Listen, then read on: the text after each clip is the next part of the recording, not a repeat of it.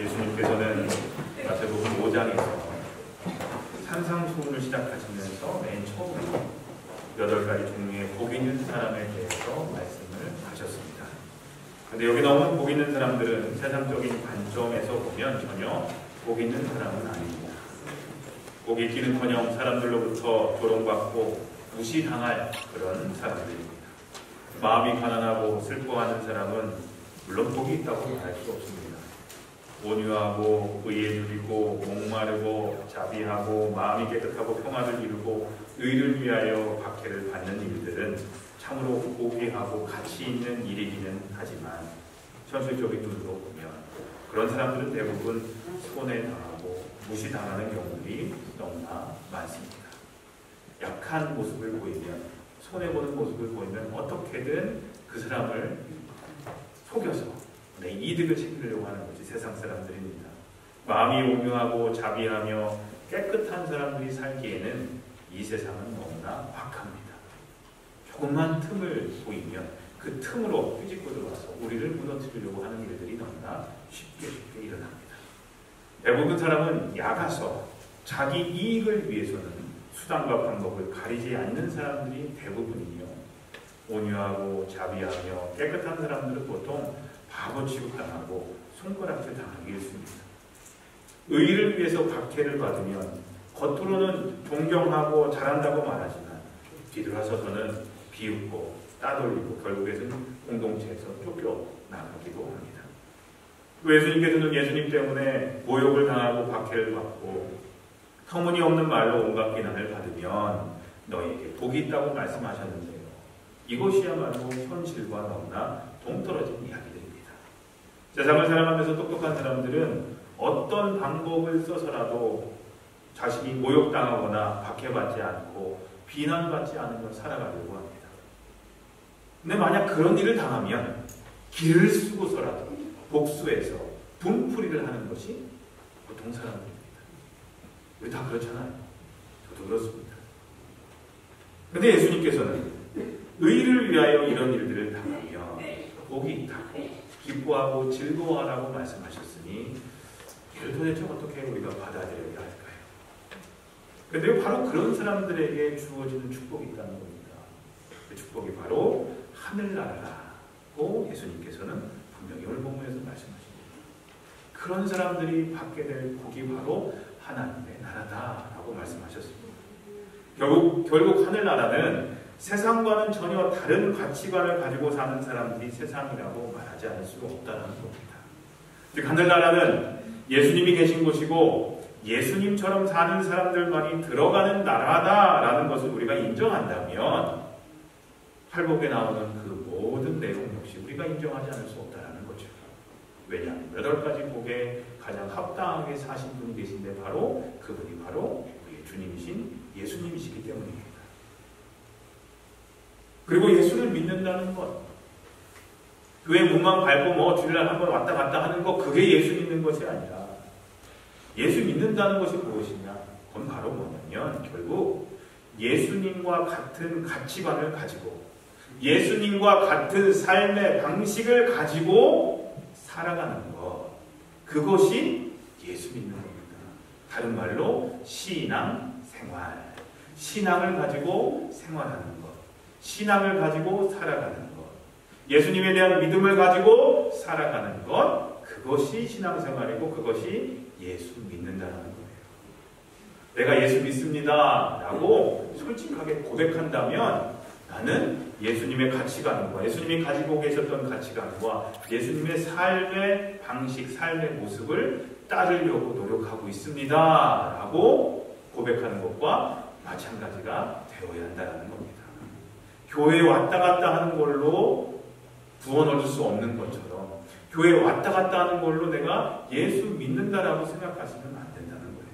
주일날 한 번 와서 앉아있으면 됐지, 그거 하나만으로는 충분치 않다는 겁니다. 예수 믿으려면요 제대로 믿어야 되는데, 제대로 믿으려면요 예수님이 가지셨던 가치관과 예수님의 삶의 모습을 뒤따르는 제자가 되어야 참되게 예수를 믿는 사람이라고 할 수 있다는 거죠. 세상 사람들은 속일 수 있어요. 교회 열심히 다니고 성경책 하나 끼고 다니면 잘하는 것처럼 보일 수 있죠. 근데요, 그건 세상 사람들은 속을 수 있어요. 근데 예수님은 절대 못 속입니다. 마지막 순간에 우리는 심판을 받게 될 텐데 어떻게 이거 끼고 다닌다고 그걸로 평가받을 수 있겠습니까? 패스. 아니요. 어떻게 살았느냐? 어떻게 믿었느냐? 그걸 보고 분명히 주님께서 판단하신다는 겁니다. 그리고 바로 그런 사람들에게 주어지는 복이 하나님의 나라. 하늘나라가 그들의 것이다 라고 오늘 또 말씀하시잖아요. 오늘 본문을 보니까 너희는 이라고 말씀합니다. 여기 누구를 칭할까요? 예수님을 따르는 12제자만을 얘기할까요? 그들도 마찬가지겠지만 그들을 포함해서 팔복에 나오는 그 사람들을 얘기합니다. 즉 가난하고 슬퍼하는 이들, 굶주린 자들, 그리고 이 땅에 하나님의 나라가 이루어지기를 간절히 기다리는 너희들, 그 모든 사람들을 포함해서 주님께서 말씀하십니다. 너희는 세상의 소금이다. 너희는 세상의 빛이다 라고 말씀을 하십니다. 오늘날 관점이 아니라 예수님 당시 2000년 전의 관점으로 소금과 빛에 대해서 살펴보면요, 예수님 당시 소금은 금과 같은 아주 가치가 있는 귀한 그런 물질이었습니다. 지금도 소금이 얼마나 귀한 것인지 알려주는 얘기가 있는데 이렇게 얘기를 하죠. 인생에서 가장 중요한 세 가지가 있다라는 거예요. 세 가지 금이 있대요. 황금, 소금, 지금. 이 세 가지 금이 우리 인생 가운데 가장 중요한 금이라는 거예요. 황금, 소금, 지금 설교 끝나고 요것만 기억하시면 안 돼요. 이런 얘기하면 요것만 기억하시는데 황금 좋죠. 물질 필요합니다. 소금도 필요하죠. 기금도 중요하다라고 얘기를 하는데 그 중에 소금이 들어갑니다. 요즘엔 뭐 쉽게 구하지만 가치감이 별로 나가는 거 아니죠. 그 소금 싼 거 있잖아요. 그 노란 우산 쓰고 있는 거 얼마나 싸요, 그죠? 통에 들어있는 거 그런 것들 싸잖아요. 근데 옛날에는 2000년대로 생각하신다면 소금의 가치가 엄청나게 귀하다는 거죠. 로마 제국 초기에는 소금이 화폐의 역할을 했다라고 얘기를 해요. 그래서 관리나 군인들에게 주는 금료를 소금으로 그렇게 지불했다라고 얘기를 해요. 그래서 월급 영어 단어로 셀러리라고 얘기를 하잖아요. 그래서 솔트, 소금이 솔트잖아요. 이 셀러리라는 단어가 이 솔트라는 소금이라는 단어에서 유래됐다라고 얘기를 하기도 해요. 소금이 뭘 하는지, 소금의 역할이 무엇인지 모르는 분들은 아마 없을 겁니다. 소금은 맛을 내죠. 음식을 먹을 때 맛이 없으면 소금 간을 잘못했다는 말과 같은 말로 쓰입니다. 적당히 짭짤해야 맛있다고 우리는 얘기를 하죠. 얼마 전에 제가 지하에서 식당에서 음식 준비하신 분들에게 잠깐 그 얘기를 잠깐 했었어요. 좀 전에. 무슨 얘기를 했냐면은 저희 아내가 이제 그 떡국을 끓일 때 되면은 H마트에서 파는 그 사골 국물 있잖아요. 사골 국물을 갖다가 그걸 끓여서 떡만 넣고 파 송송 썰면 끝나잖아요. 근데 이제 그렇게 먹었는데 얼마 전에 사러 갔더니 없는 거예요. 이제 없는 상태로 이제 끓인 거죠. 끓였는데 뭐를 넣고 끓였냐면 이제 멸치하고 다시마를 넣고 국물을 냈는데 먹는데 이제 아이가 조용히 다가오는 제 귀에다 얘기해요. 맛이 없는데 아빠 맛은 없는데 그냥 엄마가 미안할까봐 맛있다고 먹고 있어 이렇게 얘기를 하는 거예요. 네. 그 얘기는 뭐냐, 그 국물이 짜잖아요. 짭짤해야 맛있어요. 우리는 그렇게 느끼거든요. 짭조름해야 이제 맛있다고 느끼는 거고 맛없는 거는 소금 간을 잘 안 쳤다는 얘기죠. 소금의 역할이 바로 그거예요. 소금은 또 냉장고가 없을 때에는 썩는 것을 방지하는데 요긴하게 자반고등어가 그런 역할을 했죠. 소금을 뿌려주면 오래 가죠. 또 사람이 소금을 흡수하지 않으면 건강을 잃고 병에 걸려서 죽고 맙니다. 그러니까 종합해 보면 소금은 사람이 살아가는데 결코 빼놓을 수 없는 필수품입니다. 그러니까 오늘 본문에서 예수님은 너희는 세상을 살리는 일을 해야 한다라는 말씀이기도 합니다. 빛도 중요성이나 가치에 대해서는 뭐 제가 더 말하지 않아도 여러분 잘 아실 겁니다. 예수님 당시 빛이란 주로 기름을 사용해서 내는 것이었습니다. 근데 기름값이 결코 만만한 것이 아니었죠. 물론 부유한 사람들은 밤에 불을 환하게 켤 수 있었습니다. 그러나 비싼 기름을 쉽게 살 수 없었던 사람들은 밤에 어둠을 겨우 밝힐 정도였습니다. 아마 이런 경험해 보신 적 있으실 거예요. 일부 예배 때 이걸 얘기를 하면서 앞에 계신 장로님께 제가 말씀드렸어요. 장로님도 옛날에는 불이 없이 사셨죠? 했더니 뭐라고 하신지 아세요? 저는 종로에서 살았습니다. 네, 이병규 장로님, 종로에서 살았습니다 라고 하시길래 제가 아무 말도 못했어요. 네, 종로에는 뭐 불이 항상 있었겠죠. 저는 이제 호롱불 피워놓고 있었습니다 라고 생각할 줄 알았는데, 네, 빛도 중요하죠.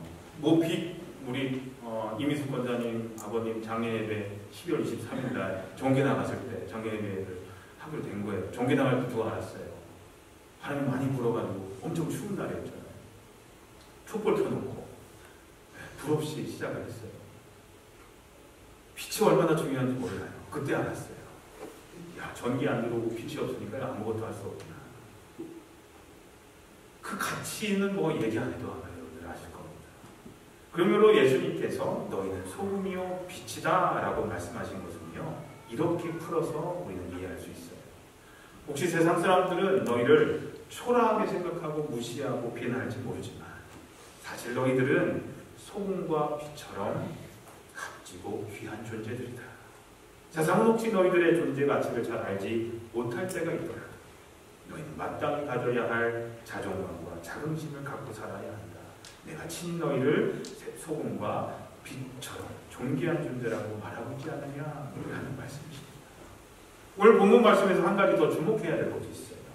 그것은 예수님께서 단순히 우리를 소금과 빛이라고만 말씀하지 않으셨다는 거예요.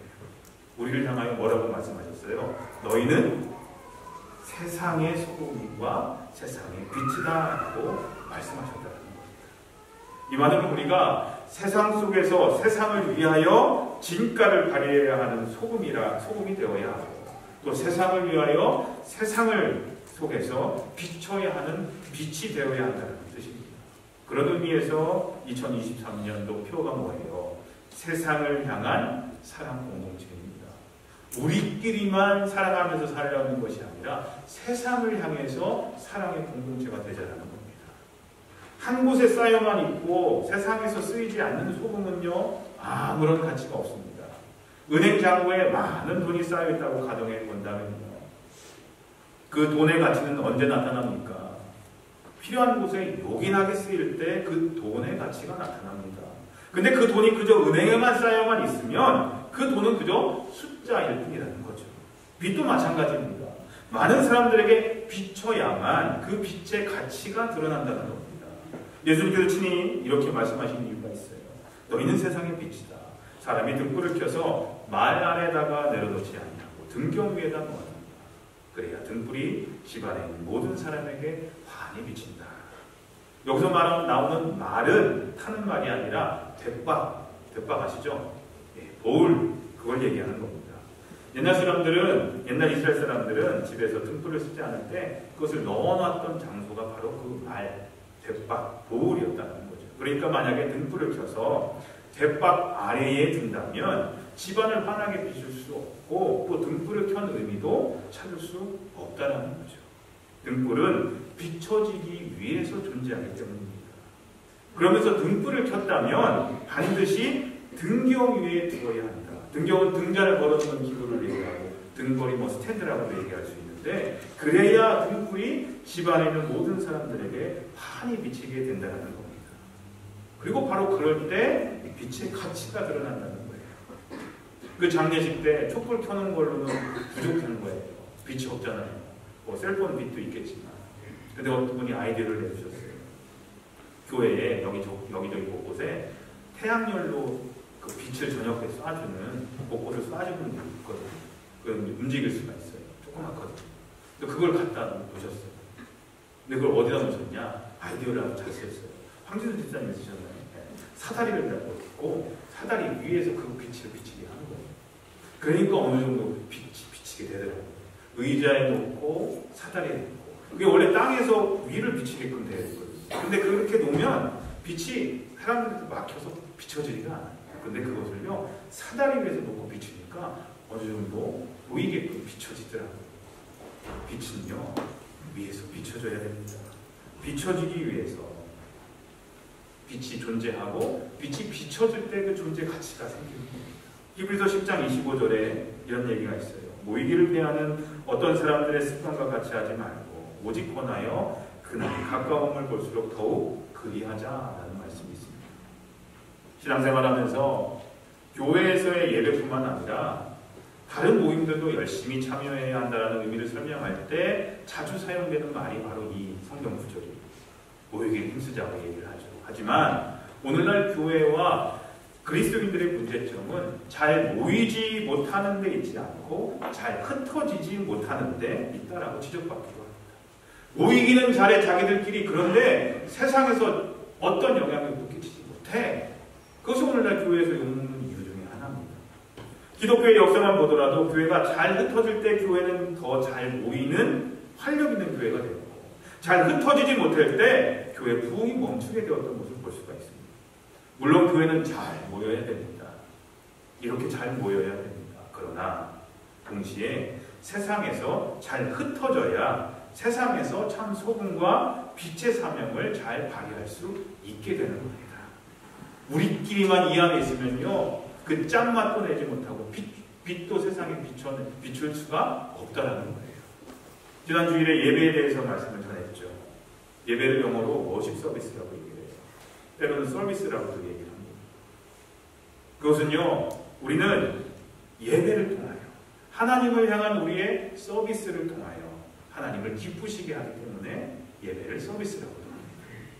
근데요, 하나님은 예배를 통해서 예배하는 모든 자들에게 뭘 주세요? 지난주에 말씀드렸죠. 하나님께서는 예배하는 자들 찾으신다고 했죠. 찾으셔서 뭘 준다고 얘기했습니까? 우리가 좋아하는 거? 예? 뭐예요? 복이요, 복. 복 제일 좋아하잖아요. 우리 새해 복 많이 받으세요. 인사하셨잖아요. 우리가 세상 사람들 새해 복 많이 받으세요 인사가 물질적인 건강이라든지 물질의 복이겠지만 우리는 그렇게 해석해서는 안 됩니다. 새해 복 많이 받으세요.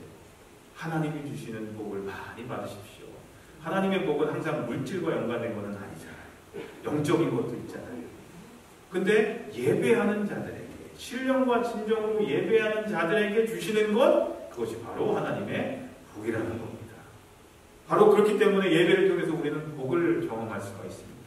은혜와 복을 경험할 수가 있습니다. 하나님이 우리를 향해서 서비스해 주시는 거죠. 우리는 하나님께 영광 돌리고 서비스하고, 하나님은 우리들에게 은혜와 복을 내려주시는 서비스를 하시는 거죠.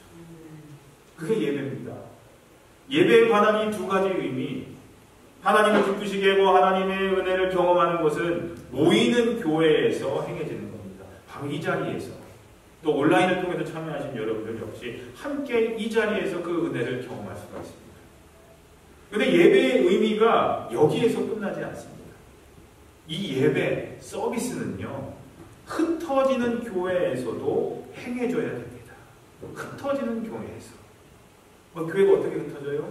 바로 여러분들이 하나님을 모시고 계시기 때문에 하나님을 모시고 계신 성전이시잖아요. 각자 한 분 한 분이. 여러분이 교회입니다. 건물이 교회가 아니라 여러분들이 교회고, 여러분들이 모여서 우리 교회를 이루고 있는 거죠. 배단위를 이루고 있는 것이고, 여러분들 한 분 한 분이 세상 속에서 교회가 되어야 된다는 겁니다. 그래서 세상 속에 흩어져서 교회의 역할을 해야 된다는 겁니다. 바로 예배를 통하여 받은 은혜와 복을 세상을 향하여 서비스하는 겁니다. 전하는 겁니다. 세상 속으로 나가는 겁니다. 이럴 때 온전한 예배가, 서비스가 완성이 되는 겁니다. 하나님께 영광 돌려서 하나님을 서비스하고, 하나님의 은혜와 복을 받으면서 하나님이 우리를 서비스하시면 그걸로 우리는 보통 예배가 끝나지만, 그 다음 세상을 향해서 우리가 서비스를 하는 겁니다. 내가 받은 은혜를 나누는 겁니다. 선교하고 전도하는 거죠, 그것이요. 그럴 때 참된 예배의 의미가 이루어진다는 거예요. 우리는 보통 주일날 교회에 모여서 예배하고 성경 공부하고 마음 맞는 사람들끼리 모여서 어울려 교제하고 얘기 나누고 하는 것으로 신앙생활을 잘하고 있다고 생각합니다. 하지만 이곳에만 만족해서 교회 안에만 머물러 있다면 우리는 제자가 되기보다는 종교인이 될 확률이 많습니다. 어떤 사람들이 종교인들이에요? 예수님께서 꾸짖으셨던 바리새파 사람들, 서기관들, 율법학자들, 그 사람들이 종교인들이었습니다. 우리도 그렇게 될 수밖에 없어요. 교회 안에만 머물러 있으면 하지만 우리가 진정한 예수님의 제자라면 교회 울타리를 넘어서 세상 속으로 나가야 합니다. 왜요? 그곳에도 주님이 계시기 때문입니다. 교회 안에만 주님이 계십니까? 그러면 교회 안에서만 기도하고 예배해야죠. 밖에서는 하면 안 되죠. 하지만 주님이 교회 안에만 계십니까? 아니죠. 교회 밖에도 계십니다. 그리고 교회 밖에는 주님의 형상, 우리와 똑같이 주님의 형상을 품고 있는 하나님의 아들딸들도 여전히 세상에 있습니다. 그들을 향해 가서 복음을 전해야 될 사명이 우리에게 있다는 겁니다. 그들에게 길과 진리와 구원과 희망과 기쁨과 소망이 되시는 예수님을 전해야 한다는 겁니다. 모이는 교회 안에서 우리가 귀한 소금이요 비침을 확인하고 자긍심 갖는 것 좋습니다. 아, 나는 하나님의 자녀야, 귀한 자녀야, 구원 받았어. 하나님이 나를 너무 사랑하셔. 이렇게 경험했다면 동시에 우리는 흩어지는 교회가 되어서 세상 속에서 소금과 빛의 진가를 발휘하면서 하나님의 영광을 돌리는, 하나님께 영광 돌리는 삶을 세상 속에서 살아가야 한다는 겁니다. 우리는 우리 각자의 삶 속에서 우리 삶의 자리에서 얼마든지 소금과 빛의 역할을 감당하며 살 수가 있습니다. 만약 우리가 언제 어디서나 무슨 일을 당하든지 소금과 빛으로서의 정체성을 잃지 않고 살아간다면 분명 세상은 우리를 필요로 할 것이고 우리를 통해 하나님의 나라는 더 확장되어 갈 줄로 믿습니다. 하지만 소금과 빛이 세상에서 그 진가를 발휘하려면 자신은 녹아져야 한다는 사실을 기억해야 됩니다. 맛을 내기 위해서 소금은 녹아져야 됩니다. 만들려고 소금을 넣었는데 2개 넣었는데 녹지 않고 딱딱한 상태로 그냥 그대로 있으면 그건 아무 필요가 없죠. 녹아져야 짠맛이 나서 맛을 냅니다. 어두운 곳을 밝히기 위해서는 기름은 타야 하고 또 초는 녹아져야 합니다. 우리가 세상에서 소금과 빛으로서의 진가를 발휘하는 방법도 똑같습니다.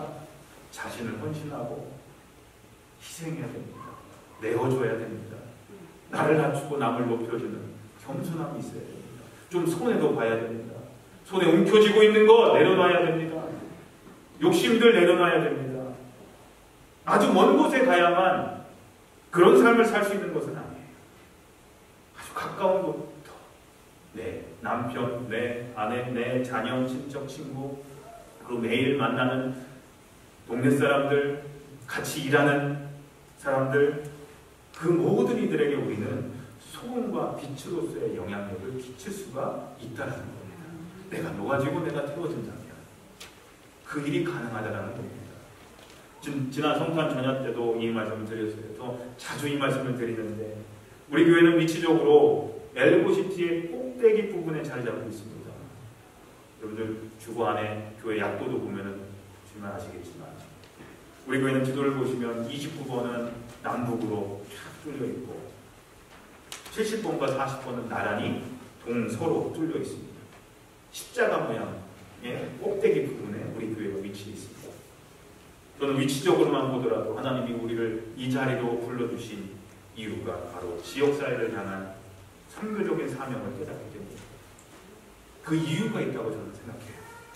우리 교회가 그리 큰 교회는 아니지만 산꼭대기에 있는 도시에서 비쳐나오는 빛이 사람들을 어둠 속에서 집으로 인도해 주는 것처럼 그렇게 바깥 어둠 속에 있는 사람들, 아직 갈 길을 발견하지 못한 사람들, 아직도 세상에서 방황하고 있는 사람들, 그들을 하나님께로 인도하는 역할, 바로 엘보시티의 꼭대기에 있는 우리 교회에게 그 사명을 주시기 위해서 이 교회를 우리에게 허락하셨다고 저는 믿습니다.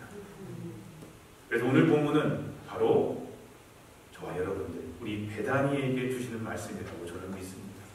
오늘 본문 말씀을 읽고 말씀을 마치겠습니다. 너희는 세상의 소금이니 소금이 만일 그 맛을 잃으면 무엇으로 짜게 하겠느냐. 후에는 아무 쓸데없어 다만 밖에 벌어져 사람에게 밟힐 뿐이다. 너희는 세상의 빛이다. 산 위에 있는 동네가 숨겨지지 못할 것이고 사람이 등불을 켜서 말 아래에 두지 아니하고 등경 위에 두나니 이러므로 집안 모든 사람에게 비치느니라. 이같이 너희 빛이 사람 앞에 비치게 하여 그들로 너희의 착한 행실을 보고 착한 삶을 보고 하늘에 계신 너희 아버지께 영광을 돌리게 하라. 아멘. 소금과 빛과 같은 귀인 존귀한 존재로서 세상에서 소금과 빛의 진가를 발휘하여서 하나님께 영광 돌리는 소금과 빛의 신앙 공동체, 그리고 세상을 향한 사랑 공동체를 이루는 우리 배단이가 되기를, 그런 올 한 해가 되기를 예수님의 이름으로 간절히 소원하며 기도합니다. 기도하겠습니다.